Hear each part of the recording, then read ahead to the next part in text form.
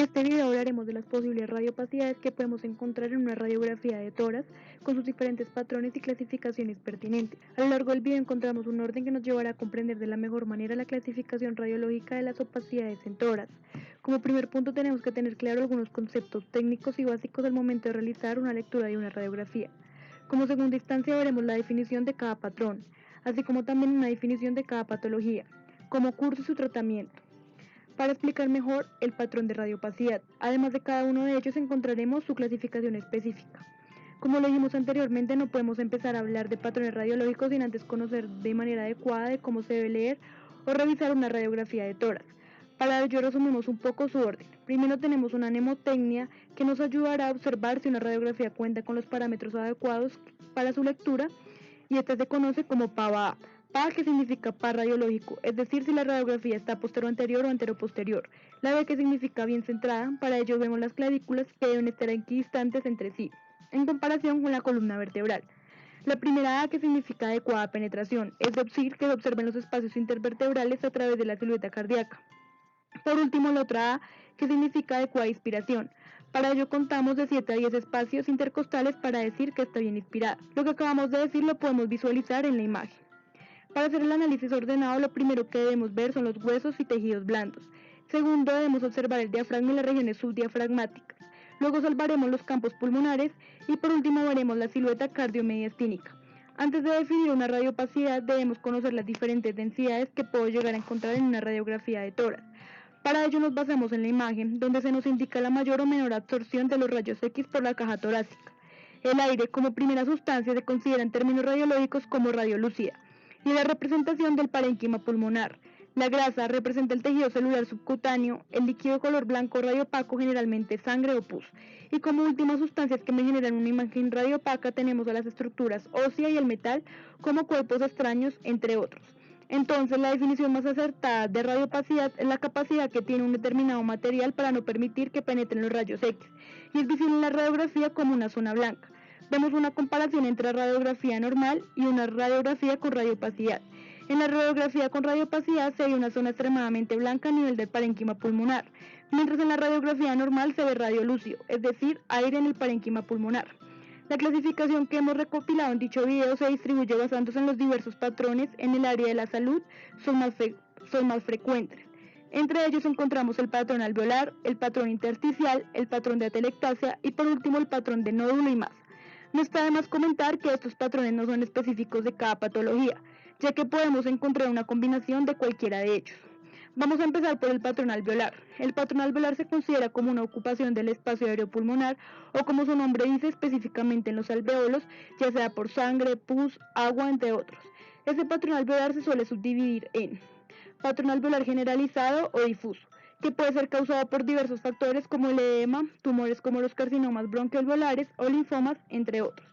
El segundo, que es el localizado bien definido, que es el lobular o segmentario. Dentro de este patrón podemos ver que puede ser causado por neumonías de etiología diferente, también carcinoma de células bronquialveolares, neumonitis por radiación, embolismo pulmonar o neumonía obstructiva.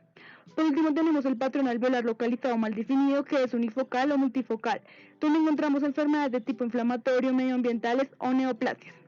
En general, en un patrón alveolar se ven imágenes mal delimitadas y de bordes imprecisos, que comúnmente se llama aspecto algonodoso.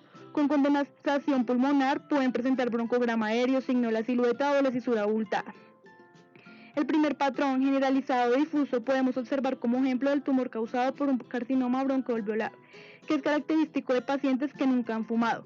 No se considera que sea metastásico ni invasivo, y como su nombre lo indica, su origen es a nivel pulmonar.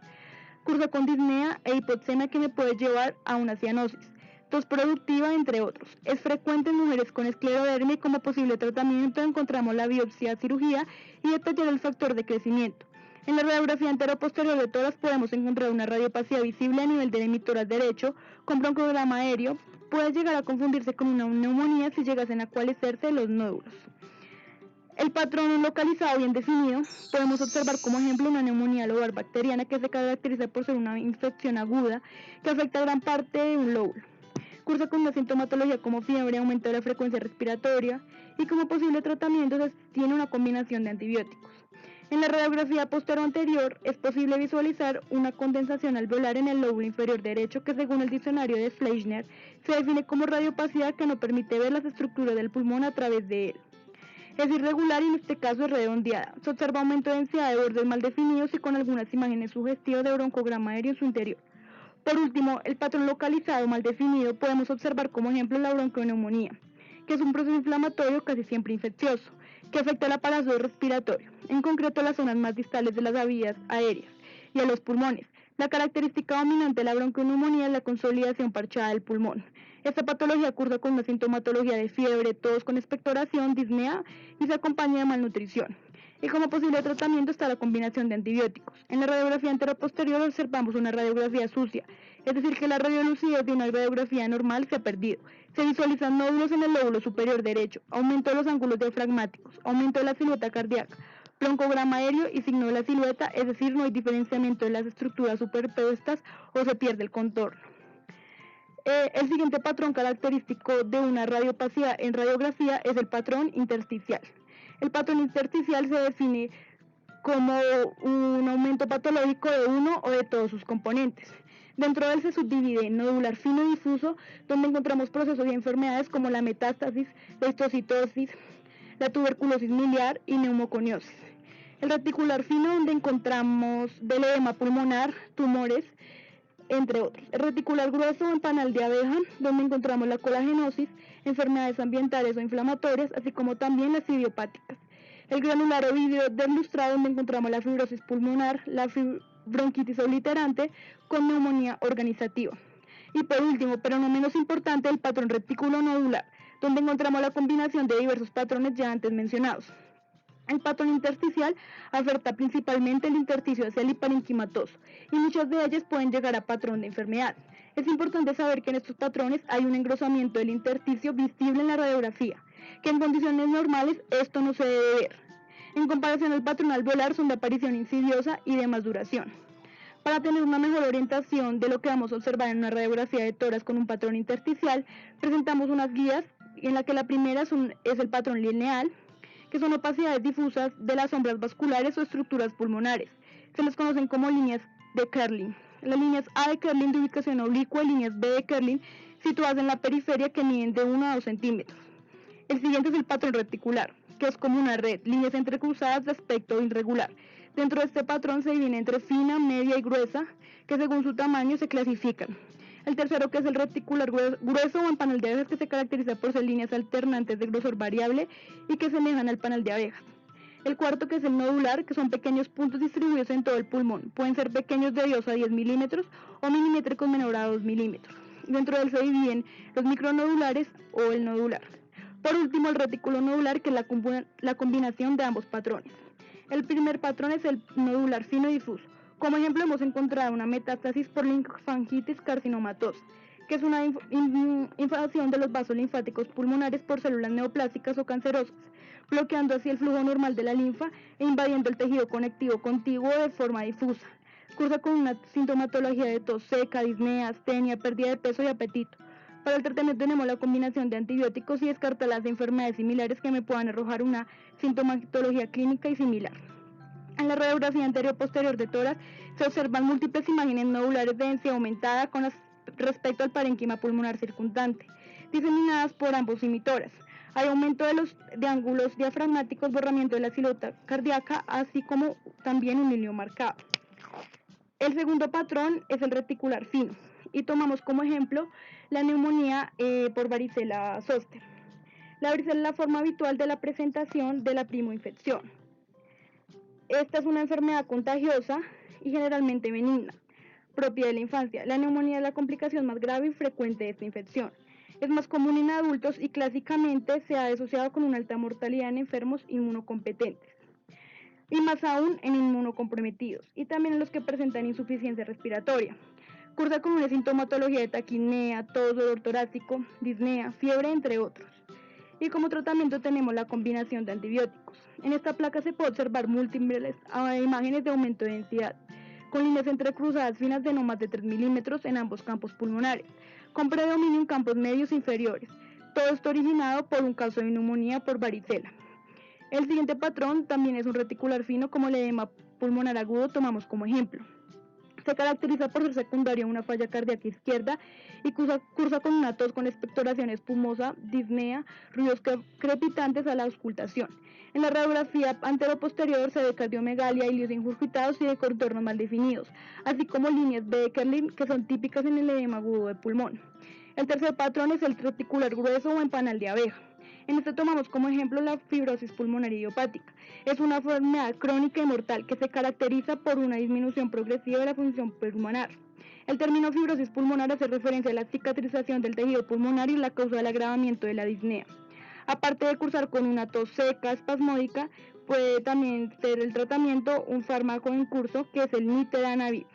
Esta radiografía es característica de un patrón reticular grueso, mejor conocido como panal de abeja.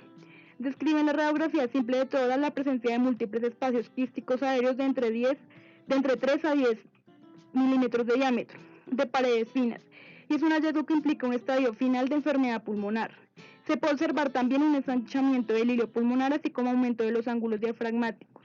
Este patrón es de mejor visualización en una tomografía computarizada.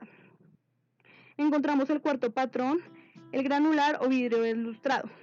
Como ejemplo de este encontramos la bronquiolitis obliterante con neumonía organizativa, más conocida como bono, que ocurre como respuesta a gran variedad de agresiones pulmonares como la inhalación de tóxicos, cursa con síntomas inespecíficos como fiebre, tos con expectoración y su tratamiento es con glucocorticoides. Y por último tenemos el patrón retículo nodular y como ejemplo de este encontramos a la linfangioleiomyomatosis, que se caracteriza por proliferación del músculo liso alrededor de las estructuras broncovasculares e intersticio con dilatación quística de los espacios alveolares. Dicha enfermedad cursa con disnea respiratoria progresiva, tos seca, hemoptisis, afecta principalmente mujeres de edad fértil. Y como posible tratamiento encontramos una radiografía sucia con radiopacidades conocidas como nódulos que se cruzan con líneas. Se considera un patrón dominante. Es posible observar ciertas zonas más inspiradas que otras, donde la radiolucidez es evidente, en este caso en lóbulos superiores. Continuando con los diversos patrones que me pueden arrojar una radiopacidad, seguimos con el patrón de atelectasia, donde se considera como la pérdida de volumen del parénquima pulmonar. Entre este encontramos atelectasia compresiva tumoral, que puede ser causada por un carcinoma broncogénico, un linfoma o metástasis. La atelectasia obstructiva, ya sea por un cuerpo extraño, un tapón mucoso o adenopatía. La atelectasia pasiva por un derrame pleural. La atelectasia cicatricial, donde es frecuente en tuberculosis antigua, histoplasmosis o silicosis. Y por último, una atelectasia adhesiva, que es común en procesos inflamatorios. Antes de comenzar a hablar sobre cada una de las atelectasias, tenemos que tener en cuenta los signos directos e indirectos que podemos llegar a visualizar en un patrón de atelectasia. Como signos directos tenemos el desplazamiento de las fisuras y una opacidad característica en cualquier zona del pulmón. Y como signos indirectos tenemos el desplazamiento de hilios, elevación del diafragma, perdiendo en algunos casos los ángulos diafragmáticos, aproximación de costillas, como también hiperinflación de los óvulos. Comencemos con el primer tipo, donde encontramos una atelectasia comprensiva por un linfoma que se caracteriza por ser de un tipo de enfermedad neoplástica que afecta a los linfocitos. Se caracteriza por un cuadro clínico de disnea, ronquera, pérdida de peso, fatiga. Por lo general, a la palpación encontramos masas localizadas en zonas linfáticas. Como tratamiento de una atelectasia producto de un linfoma, podemos elegir un tubo endobronquial de doble lumen para permitir una adecuada ventilación. Tenemos una radiografía anteroposterior. Como se observa en la imagen de signos directos, encontramos una radiopacidad total de pulmón izquierdo. Y como signos indirectos podemos observar una aproximación de las costillas y de sus espacios intercostales, elevación del ángulo costodiafragmático, así como también una hiperinflación de pulmón derecho. Hay pérdida de la silueta cardíaca que puede ser consecuencia de una aproximación de órganos hacia la atelectasia. El segundo tipo tenemos una atelectasia obstructiva por cuerpo extraño. Es el tipo más frecuente, ya que puede afectar los obronquios centrales. Es muy frecuente en niños menores de 5 años. Como sintomatología por cuerpo extraño encontramos violentos paroxismos de tos, atragantamiento, náuseas y dificultad respiratoria. Como tratamiento podemos optar por la extracción del objeto mediante cirugía o la vigilancia y el control del paciente. Las características radiológicas, donde podemos observar una radiografía pediátrica, es visible como signo directo la radiopacidad del pulmón izquierdo. Y como signos indirectos encontramos lateralización de las costillas, elevación y borramiento del ángulo diafragmático. También es posible observar pérdida de la silueta cardíaca con hiperinsuflación del pulmón derecho. El objeto extraño con una densidad mayor que el resto de estructuras nos indica que es de características metálicas, siendo un gancho nodrizo. El tercer tipo encontramos atelectasia pasiva, en la que la lesión impide la expansión del pulmón, por ejemplo en el derrame pleural masivo que se desarrolla por la acumulación de líquido entre las paredes de los pulmones y las capas torácicas del cuerpo. La mayoría de las personas con cáncer desarrollan esta patología.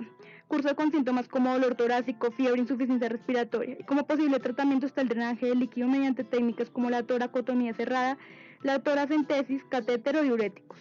En la radiografía de tórax posterior anterior lateral que muestra el colapso pulmonar derecho con signos directos, incremento de la densidad en el hemitórax derecho e indirectos, entre ellos el desplazamiento traqueal, aproximación de las costillas, pérdida del volumen pulmonar. En la proyección lateral se observa un solo diafragma identificable como el izquierdo por verse solo su porción posterior. Continuamos con la atelectasia de tipo cicatrizal, que ocurre un reemplazo del componente elástico del intersticio pulmonar por un tejido fibroso celular. Son atelectasias irreversibles ya que son consecuencia de un proceso patológico crónico como la tuberculosis, una enfermedad bacteriana infecciosa, potencialmente grave que afecta principalmente a los pulmones, y encontramos sintomatología como la tos, hemoptisis, disnea, cianosis, estridores, y como tratamiento están los antibióticos por lo menos durante 6 meses.